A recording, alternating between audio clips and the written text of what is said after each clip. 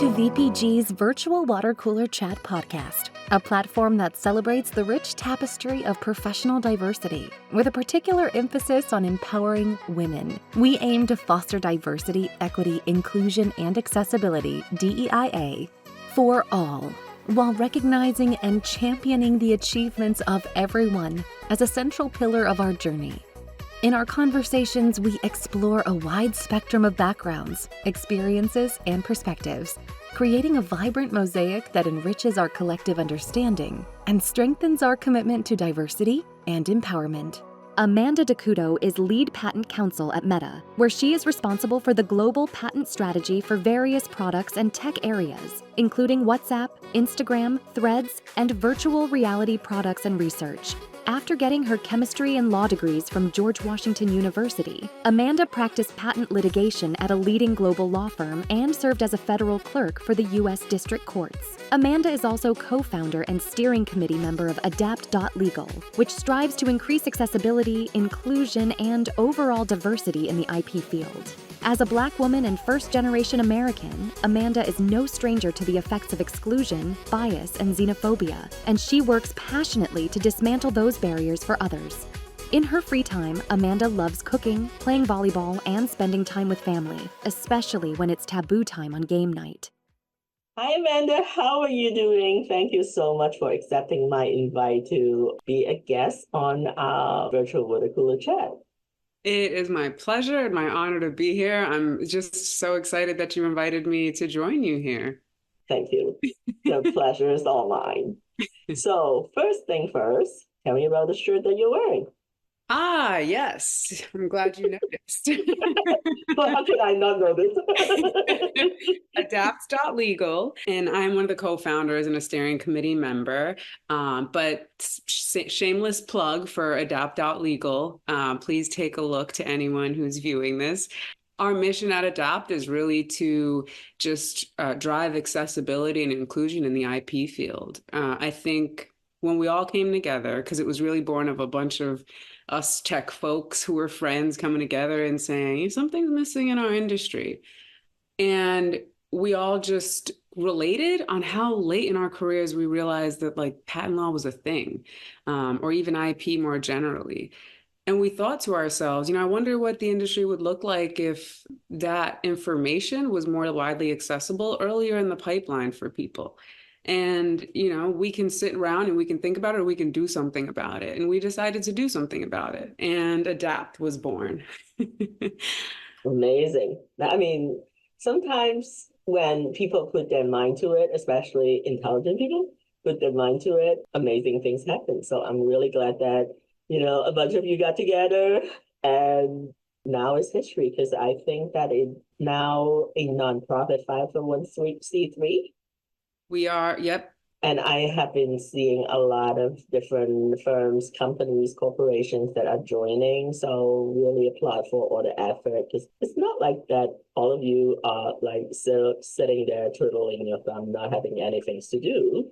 So that's quite an effort. And I mean, I'm very, very proud of all of your accomplishments. On behalf of everybody, I thank you. I also echo your sentiment. I'm so proud of what Adapt has become. I've never been at the front seat of watching an idea become something so powerful, because you're right. We have so many new members, and I feel like we're adding people constantly. And while that's great for the growth of Adapt, it's more meaningful than that. It means that people are understanding the mission and wanting to get behind it with us. And so, yes, I'm very proud of Adapt. Yeah, I'm actually a member too. All right. So now, enough of Adapt. Okay. Let's talk about Amanda.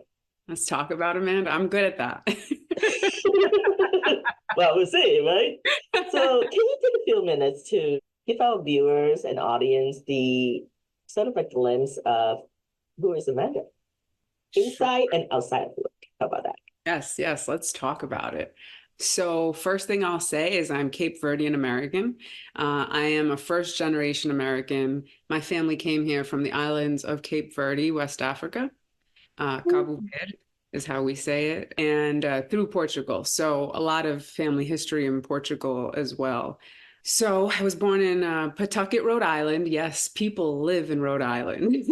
I have friends there. After high school, I went to DC. Totally did that on a whim for college. I actually had very little exposure to what college was like. I'm the first person in my family to graduate from high school and go to college. And so I didn't really have any models to follow. I just, had seen in movies and heard and that like college is the thing you do after high school. And I had a guidance counselor actually who really pushed the idea for me. And I had gone on a historical Black college tour through a nonprofit program that allowed us students to raise money from local businesses to help support us to go on this trip. So I'd gone on that trip and I'd seen a bunch of colleges, but I hadn't really gotten any understanding of like the hierarchy of colleges, right? Like I didn't understand what accreditation meant. I just knew that it was the next step to keep learning things. And so I had launched a bunch of applications and I had received some acceptances, one of which, and I won't name it, but it was a lower tiered school, but I had seen it on a tour and I loved the campus. And that was as much as I knew to look into college. I was like, oh, it's so pretty. There's lawns and I can read outside, right? So that was it for me. I was like, yeah, I'm going to do it. You have to find something that is aesthetically pleasing to your eyes. Yeah, that's what it was. I was like, I grew up in the inner city. There wasn't a lot to look at, a concrete jungle. And then I saw these beautiful lawns and people were out there reading. And I said, oh, I can see myself doing that. I'll go to this school. And then my high school counselor, she was like, Amanda, I could really see you in DC. And I was like, whoa, I've written the letters. I filled out the applications. I'm done with applying. And she was like, well, just check it out on the Common App. So I went and I lodged my application. It was the George Washington University. Also at the time, the most expensive school in the nation. Come from a very low income family. We struggled, to get by my whole childhood. So I launched the application, but I knew, okay, this isn't going to work. So I had decided on that prettier school, right? And my family pulled their money together and I got the deposit money and I got a money order and I was on my way to the mailbox. My mom calls me and she's like, Amanda, like before you drop the check off, you got another package from a school. And I was like, well, what school? She was like, the George Washington University. And I was like, well, open it, mommy. Like, tell me what it says. And English is a second language for me, and most certainly for my mom. And she had never seen anything like this. She was actually only afforded formal education until third grade, at which point she had to quit school and help her family of 12 sustain themselves. Yeah. So she's opening the package, and I'm like, well, try to tell me what it says. Back then, there was no FaceTime. We're not even Mail yourself, right. So she's trying to describe, she's like, picking up the words she's familiar with. And she's like, it says scholarship and it's $25,000. And I'm like, oh, that's half of the tuition. Oh my gosh, these people really want me to go there. Okay, I'm not dropping this check off yet. I'm going to go home and read the package. And I get home and it's $25 a semester. So it's the entire tuition covered for me. One of the poorest people at my high school was going to the most expensive college in the country. So that's how it happened. I showed up to DC later. My family came together to get me a plane ticket, and I got there and I had like $20 in my pocket and had no idea what I was getting into. So then English being a second language, I was a little apprehensive about taking English courses. So I just gravitated toward math, right? Universal numbers. Loved it and ended up majoring in chemistry because I really enjoyed the math of it.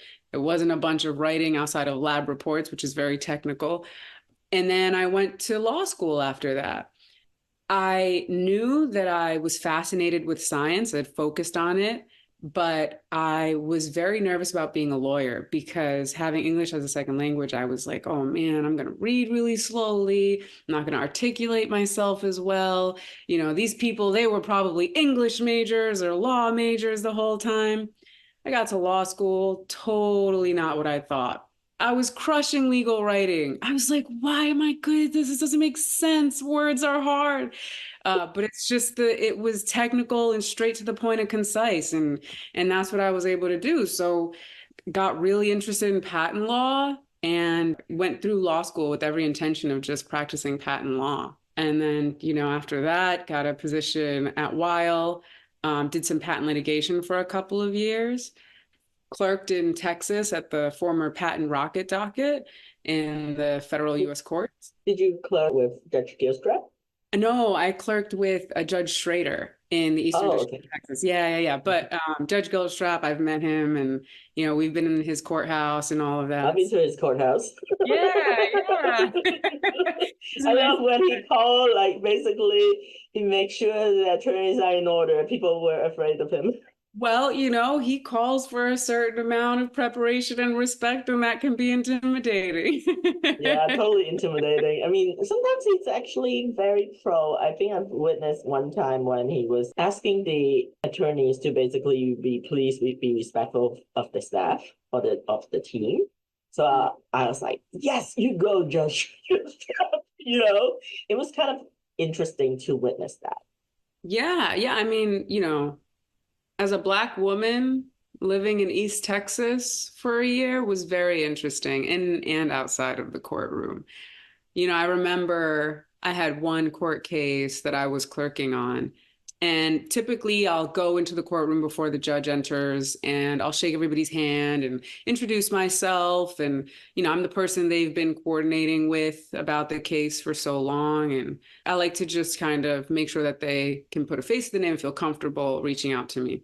So in normal practice, I went ahead and did that. And I got to the last table and there was an older white gentleman.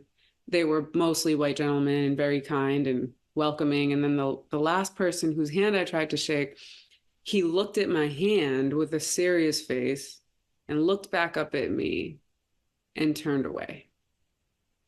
And I thought, wow, in this day and age, you won't even shake my hand as a Black woman?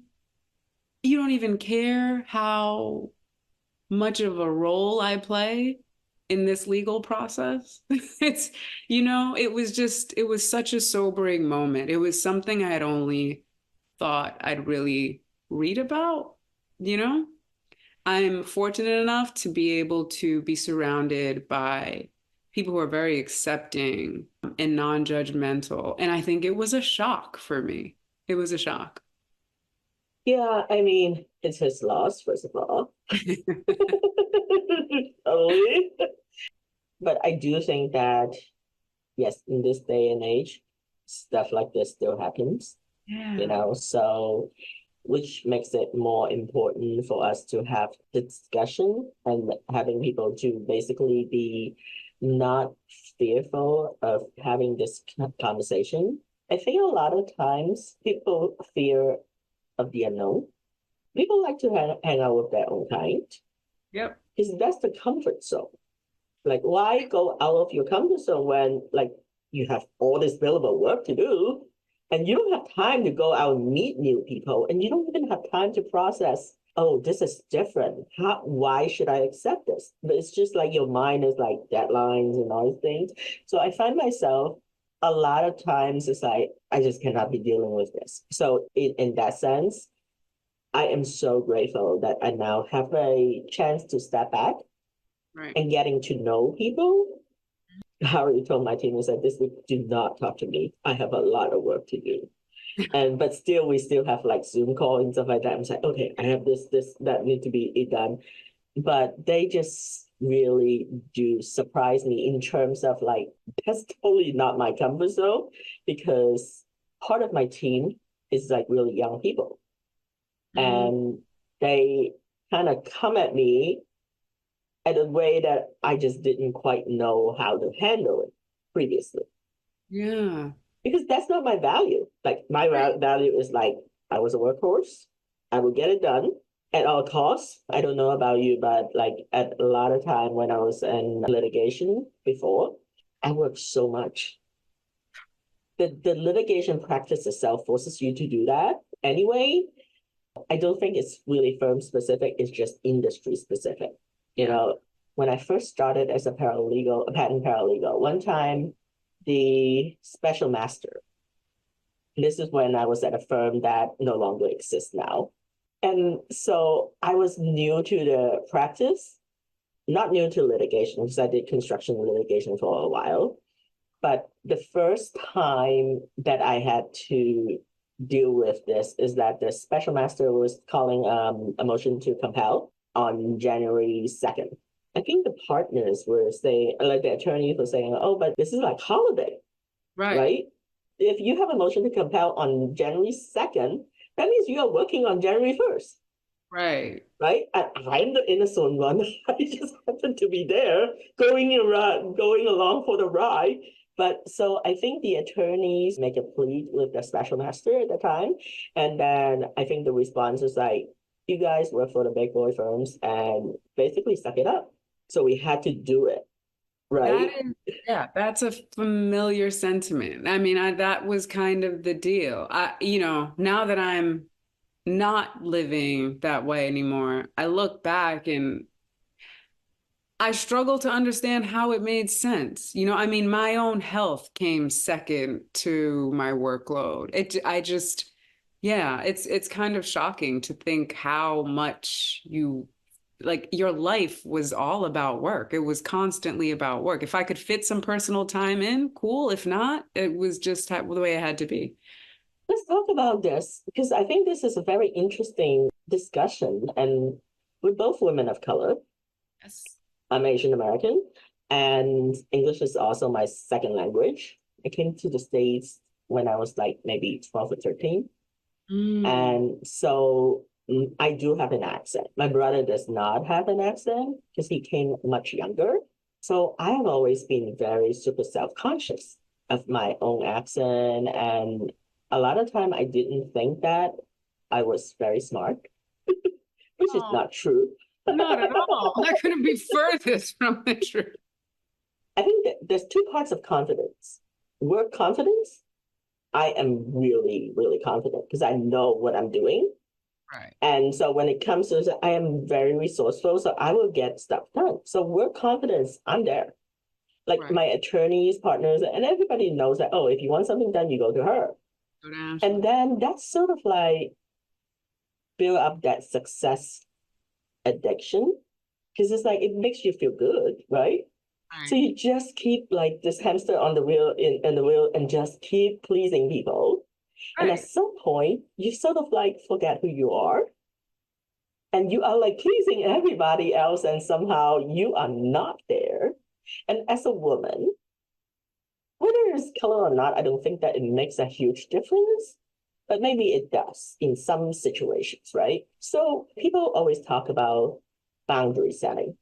Right. I don't know that I can actually always say, like, is my no always going to be respected?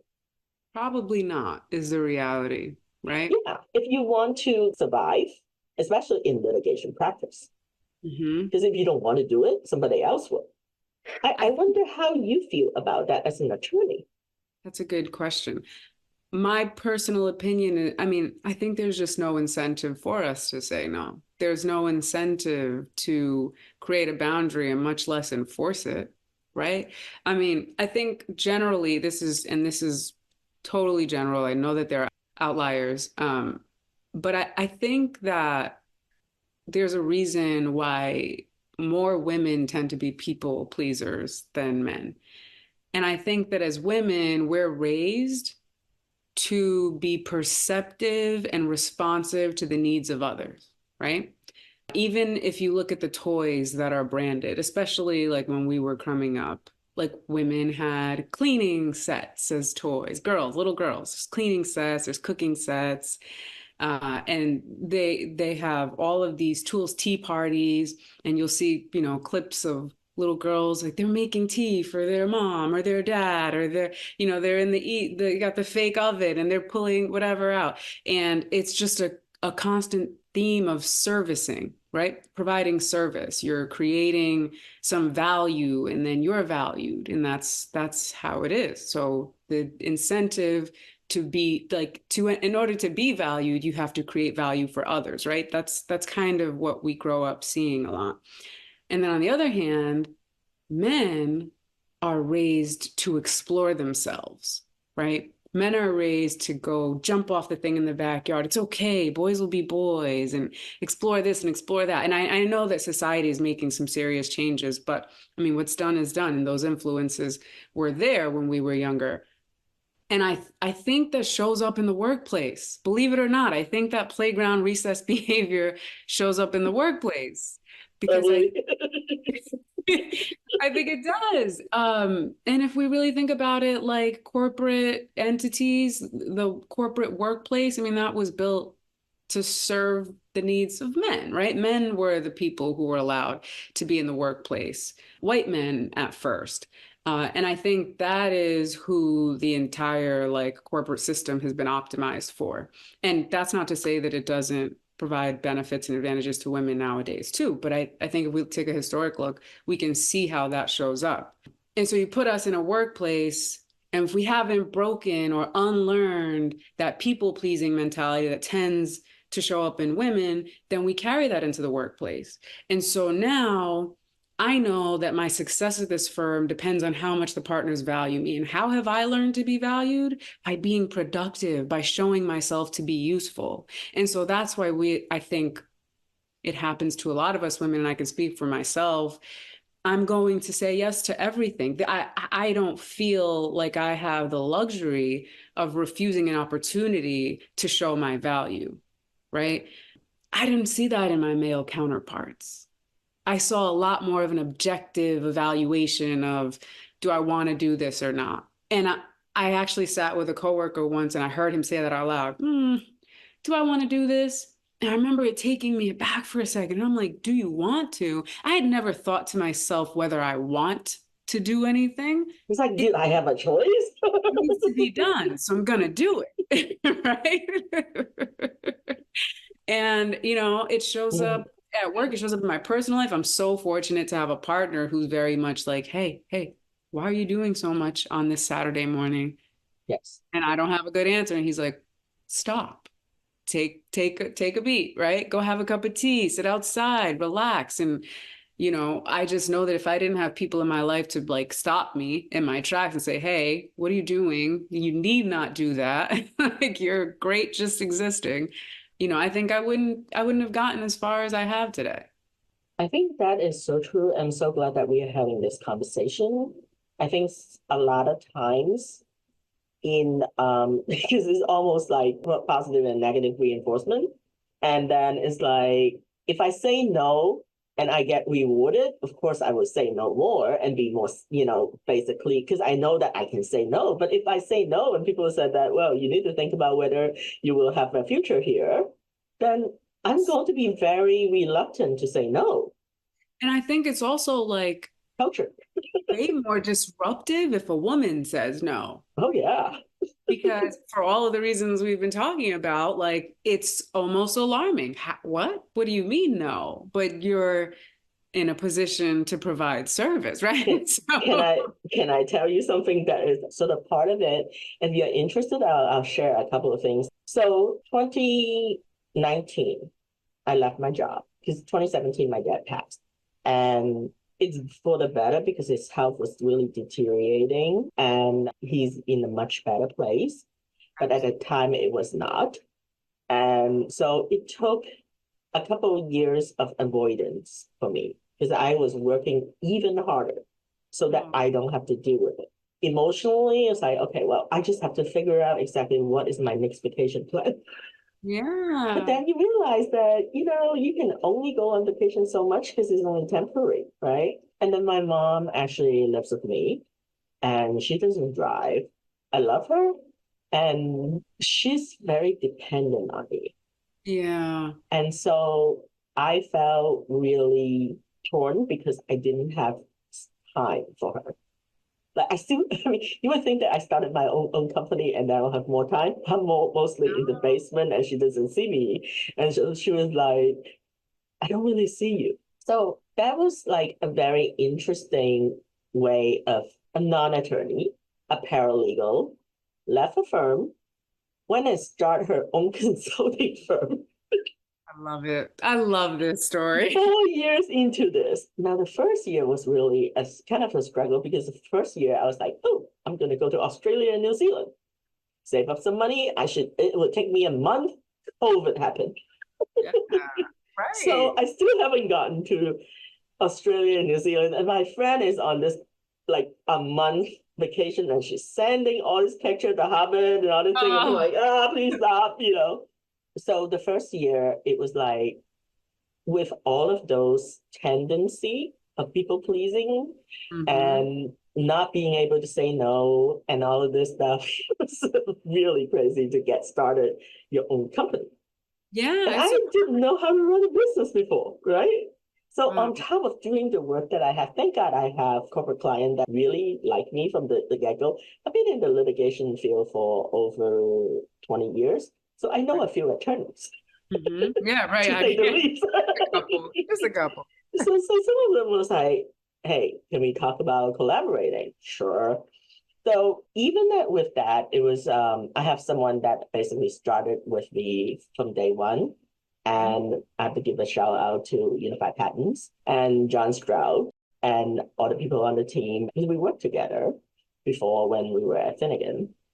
And I didn't know how that was all going to play out. So when I come out, I was like, people started reaching out to me. And when COVID happened, I just decided that, maybe I'm not going to take 2 months off to go on vacation. Maybe I just need to start work. And I have to figure out exactly, I got to start my LLC. And like literally, I left on the 27th. On January 1st, I already got a call from someone and said that I have 3 IPRs I would like you to handle. I said, I don't have an LLC. Oh But let my me God. figure this out. And, I did paralegal certificate from the George Washington University, actually.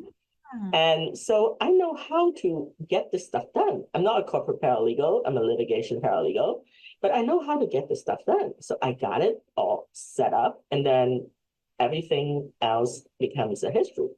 But the problem is year one, when people come to me and they want to hire me to do things, I still stuck with that whole people pleasing because I'm so flattered that people want to hire me to do stuff, right? I want because you're being valued and you don't want to Yeah, lose value. exactly. And also, you run a business, you need to pay bills. You also need clients. Yeah, exactly.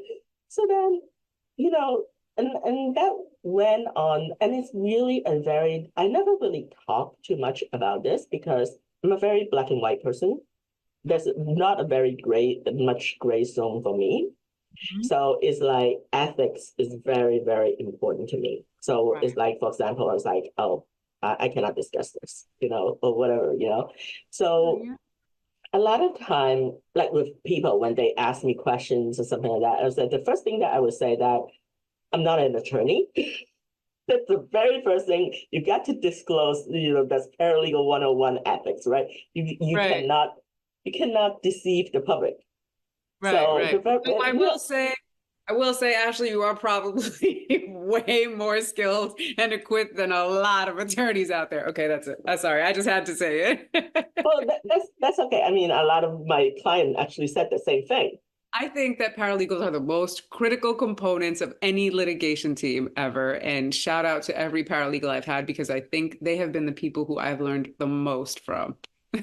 Yeah, I have some really, really young associates that I have still been in contact, and it's Yeah. amazing to watch them grow and just become partners and everything. And I really do value relationship. So most of the time I would say yes to people. And I've been very fortunate that I had most of the people that are really, really nice. Yeah. And then every once in a while, you get a couple of people that call you and say, so I had this one particular person call me and wanted to find about pricing and this and that, because my pricing is not on the website. Right. And I customize it. So it's on a case by case basis. So this person somehow looked at my website and called me. So, oh, how did you find me? So he talked about it. And it's like the right type of cases, Mm-hmm. but he was so rude. Really? Yeah, he was so rude. Haunting So your services? It just blows my mind. Okay. so the way that he came across and it made me very uncomfortable. And I almost said yes to accepting the services, but I didn't feel comfortable. Even while he made you uncomfortable. See how Yeah. selfless you are, how much you're willing to put, okay, this person has a need. Let me meet it and I'll figure myself out later. Like, no, you matter just as much in that decision. So the reason why he said this, because basically my cost is much lower than like law firms, right? And because I'm a solo practitioner, Right. and the way that this person wants to do is he wants me to take a cut of my rate so that he can bill the client as a markup. And I said, I don't care if you mark up, but you're not taking money out of my pocket to go build up your stuff, right? It's not making sense. So that's, I mean, it makes sense to him because he's making money. Right, for him, right? For him. So the first thing that happens is this. And then the second, and the reason why I say this is basically it took up so much of my courage to say no. Because deep down, I think about like, well, he's an attorney and I'm not. Like how, like if I do that, would I have a reputation of not being cooperative or collaborative? So that was something that I really have to overcome a lot. The Yeah. second thing that he said three things that basically, the last one that actually just basically put the nail in the coffin for him. And he said, the second thing, he was like, what makes you think that you can charge this rate? And I said, you call Wow. me, I didn't call you.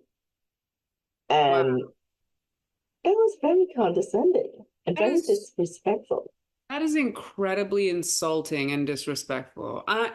I am so sorry that somebody thought that they could speak to you this way, but I am so proud just as a woman and happy for you that you said no. Yeah, well, then the third thing that he said that I said, well, I need to run conflicts. He said, why do you need to run conflict? I said, I work with attorneys. Of course, I need to run conflict. Well, I don't know that if I can trust you to give you the case names and stuff like that for the client's name to run conflict, because what if you go around and say something to other people? I said, you know what? There's no trust in this relationship. And Oh, I honestly do not have the time anyway. So best right. of luck to you. I'm like, why did he even bother calling you if that was his energy? I wonder how much of it is like, would it be different if I were a man? Would it be different if I were somebody else? Maybe I portray of not having enough confidence, professional confidence in terms of filings and everything. I know how to do it. So I think that I exude that confidence. Yes. But the fact that I have never been a CEO before, and all of this is learning and training people and doing other things. Uh-huh. Those are like all new. And I think that that part of confidence is what I'm cultivating. You see me working with a lot of the young people. And I think that's one of the reasons why I'm so passionate about helping them. I cannot help everybody. I'm only one Ashley.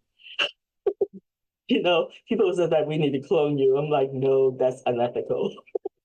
That's unethical. It'd be great for the world, though. Mom cannot handle more than one Ashley. So I think that's the part. You see, like a lot of things. I do like one-on-one Zoom with my team. Sometimes we will have a group, but at first they're driving me completely insane. I think early on, I still had the mentality of working in a law firm. It's like, all right, we got to get this done, the deadline. And then, of course, all my folks are virtual. Mhm. We don't really, I mean, there are a couple of times that we actually work together from time to time, but we are basically spread out everywhere. So when you have different generations, that becomes such a challenge. And that's why I decided to write my book, because it Right. was such a difficult thing to try to bring it together. It was like, I had to write about how it. many times do I need to talk to you all about responsiveness and accountability? Oh, I was just talking to Jessica Wynn from like the last episode. It's like, it's so hard to hold people accountable. And I said, yeah, tell me about it. I don't like to be held accountable either. Yeah, so that's one of the things that I wanted to talk about. Now, what does diversity, equity, inclusion, and accessibility mean to Amanda? How can I succinctly put this? You know, if I really boil it down to what I think is the core, I would have to say it's all about creating space for people to be seen fully, right? No filter, no compromising their authenticity, but like actually creating space for people to exist as they are, right? And creating meaningful space. So I really think that what we're trying to achieve, at least in Adopt, is we want to create an industry where anyone from any walk of life, any race, any ethnicity, any gender, can look at the industry and see themselves reflected in it, right? And I think what we're trying to combat is that right now, for a lot of us, there isn't representation, right? We don't see ourselves in a lot of places. I have a funny story about this. I like So funny stories. I could use them. my one of my uncles who married into my family, he always took a very strong interest in me. And he once took me from Rhode Island, and, you know, kind of poverty-stricken little neighborhood bubble that I lived in, and took me to DC. And I was walking around, and I remember being very young, and I saw a group of Black men in suits walking together. And I remember thinking to myself, I was like, oh, that's sad. It must be a funeral, or they must be going to court, right? Because in my head, a Black man in a suit, Unconscious biases. yeah, like he's going to a funeral, he's going to court, fighting his case, right? Like that's all I'd seen. And then my uncle was like, they're going to work. I'm like, what? People who look like me don't go to work looking like that. You know, I'd never had a teacher of color. I'd never had a doctor of color. I mean, it just didn't exist in my world. It wasn't part of my reality. And I think about that moment a lot, you know, because I'm now one of those people. Well, I'm at Meta now, but when I was working at the law firm, I was one of those people who put on a suit and went to work. When I was a clerk, I mean, every day. And I think that's what DEI is about. It's about getting rid of that, right? We want to live in a world where it's not shocking to see a Black person in a high position, right? We're watching so many amazing things in our time. Obama, we're watching oh gosh, where do I even start? I just bought a recent Black history kind of thing. And I'm like going through all of them in my head. But we're seeing, I mean, to the Supreme Court, there is so much that's happening that's making me look forward to the future because when you know, if God ever blesses me with a child, that child will grow up and that won't be shocking. That's the world they'll live in. A Black president, a Black Supreme Court justice, that won't be something new, right? And so I think that's really what it's about for me. I want to create space for any person, especially those who are unrepresented, to take up meaningful space in like really important positions that have historically not allowed them to exist there. So for me, it really boils down to like, can somebody exist in this space and feel seen? Well said. That's very concise. Was it too precise? Actually, now I think about it, kind of went on a little bit. Sorry. No, sorry. I think that you said it so well. I'm so glad that there's organization to help people, especially the younger generation. I'm kind of really worried for them, actually, because they're gonna put in a bit of a chaos right now and not necessarily have the skill set. Technological, I think that they are off the chart. Absolutely. Social skills, sometimes. Mm-hmm. Some better than others. So I think one of the things that I really do enjoy is like really watching and seeing like my team grow. Mm-hmm. For example, I mean, it was a very, very long struggle for me to add additional people on the team, especially people that are of such a young generation, because I was like, oh, I don't know whether I'm going to have a heart attack dealing with all of this. Because I just don't have the patience. I have deadline. I need to get stuff done. Is this going to happen? You know? So am I making a huge mistake? But, every once in a while, and more so now than before, but I think it's a training. But, when you finish training, then they're ready to go. That's sort of the difficult part. And you see that at firms too, because every 2 years, then you have like the really good assistants that would like go to law school, Right. One thing that I wanted to kind of share with you, and it was really interesting, and I wanted to kind of get your feedback on. I don't like public speaking. I don't like to put myself out there, but it's very difficult, especially in this age and a day and age, to not be seen. How do you run a business when you're not being seen? Right? So you kind of have to overcome that. And that's what I teach my team members as well.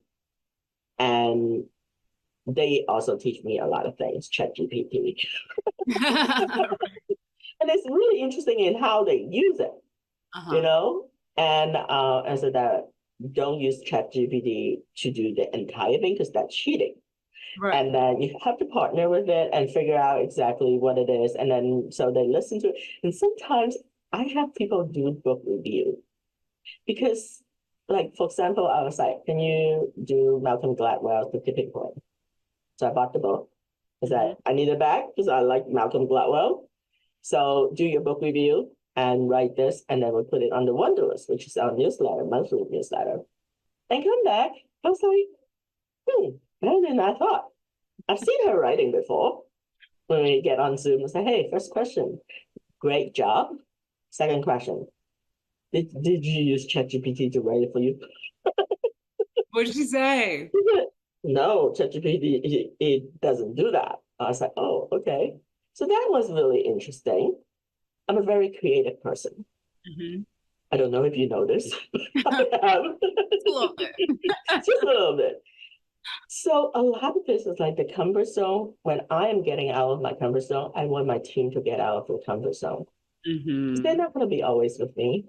Right. And I want to give them a little something so that when they move on, they could take that with them, right?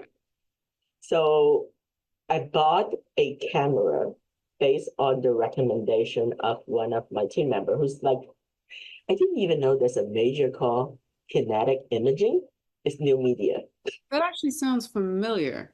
Yeah. So one of my team members actually is a graduate of a university here in Virginia at kinetic imaging. And his friend is, everybody's an animal, right? On my team. So the oxalato, basically Koki, told me about this other young woman that is kinetic imaging. I'm like, I don't even know what is kinetic imaging. So now she's doing video editing. She's like, taking time to do her portfolio and then doing some stuff for BPG and things like that. So I was like, the podcast for the most part is basically Zoom recording, but apparently I can talk to anybody. So one day I was, I got the camera. I was like, oh, maybe we should do some on location recording. So one day when I was going to the bakery and walking back to my car after a meeting, I walked into this clothing store, and it's called Roman USA, and it's at Reston Town Center in Virginia. And I walked in there because I was like, oh, I have to go to a conference. I'm not sure, like, I'm very self-conscious about my body. So maybe I could see what I can actually find. And usually I would do like black, gray, navy blue, right? Basically like ready to go to court. Yep. You know? Sounds very That was on my wardrobe. So I walked into this place and I saw like the wardrobe there is so colorful. And I was like, oh, wow. I was just really happy and then started striking a conversation, but I only have 10 minutes. So I was asking this woman, and I don't know why. I think in my past, I would never have done that. But I was just walking in there and I was like, oh, this and that. I have this event that I wanted to do. This is used to be made well, and I like the window and everything of how you guys decorated. I like the color. So I'm just coming in. I got now 8 minutes Can you tell me what I should look at? Tell me about your shop so when I have time to do this. And before you know it, in that 8 minutes, we sort of like circle around the store. I actually like look at a couple of places. No, this a couple of things, and I was like, this does not work. And then by the time that I finish, I got a podcast interview scheduled. Are you serious? See, look at you. Look at you. You are a good self-promoter. Well, I'm not promoting her. So it's like on location. So I'm like, but it cannot be Zoom because it's a clothing store. You want to feature them, right? Yeah. But the thing is, like right now, I can sort of like hide behind this. But at the same time, when you don't do that, unless you're like super slim and anything, not my comfort zone. So I went there, I took Jocelyn with me, and we just had like the camera. And as soon as I bought the camera and we had the Boba reunion with the team, and I immediately gave the camera to her. I said, here, read the instructions. When we have the first on location, you are going to be the photographer. Okay. We did that. And I was like, do we need a microphone? So, and I ordered like a microphone from Amazon, right? So I have it clipped and everything, but she didn't have a chance to review this until she's in the car with me. And I said, oh, while I'm driving, why don't you read this? And then so she did that. I said, here's a challenge. Would you like to accept it? Some people would definitely accept it, and other people are very skeptical. But Jocelyn, for example, is a very quiet person. Okay. And a lot of time I take a special interest in helping the people that are quiet because they are so easily overlooked. Yes. When you have a bunch of extroverts all talking, they are just like so happy being blended behind the scene. So I would call them out and not embarrassing them, but I am so, so happy to say that we had a Meet the Author event, and Ambassador Gable was there with us, and she came and support me, and we also showcased her book. So we had a group of women, except one man, that came together and we talked about our experiences. And this young lady is the youngest. So at some point, when everybody finished talking, and I asked her, I said, now it's your turn. She said, oh man.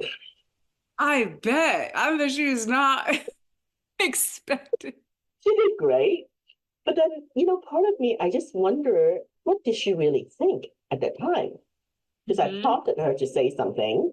She's so happy to be open-ended, very, very insightful, actually, very deep. Yeah. And so I asked her, I said that for the Wanderers in March, I'd like you to write an article, a reflection of what your thoughts are. Yeah. Because I would know, she wrote it and handed it in on time. It's almost like book report. So handed it in time. The first time when I saw it, I was like, She reported exactly what it was. And her role was a photographer, but she didn't say anything about herself. So I said, okay, here's a couple comments. Please go back and edit. Where are you in all of this? What were your observations? I don't need you to report about like XYZ, but I like to hear what your thoughts are. And then she actually wrote quite an interesting piece, very introspective. And to learn more, you will need to subscribe to our Wanderers. See, I'm self-promoting. Baby step. Right. But yeah, so that's one of the things that I was really, really intrigued as to that. It's like at the moment that I least expected is when they surprise me the most.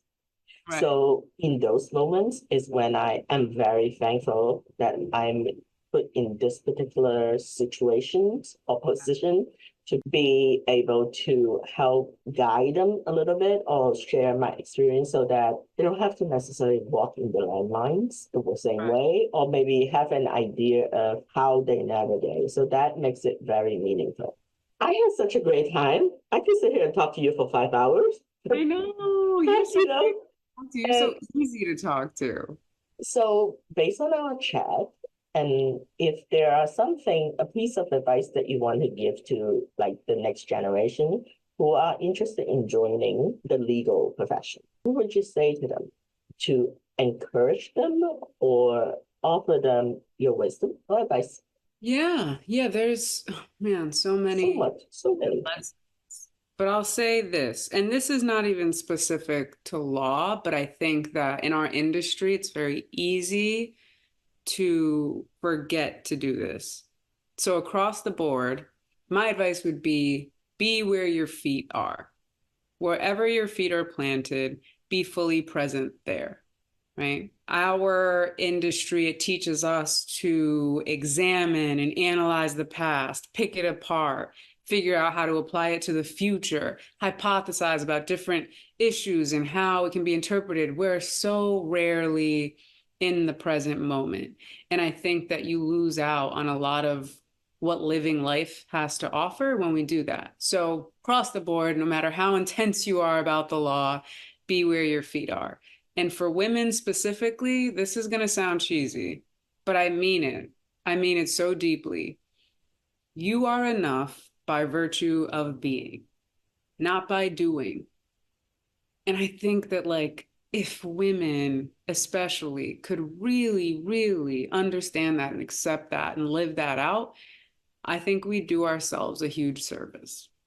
So that those are my two little pieces of advice. That's amazing. Thank you so much, Amanda. I Oh, really enjoyed this, and I hope you did too. absolutely.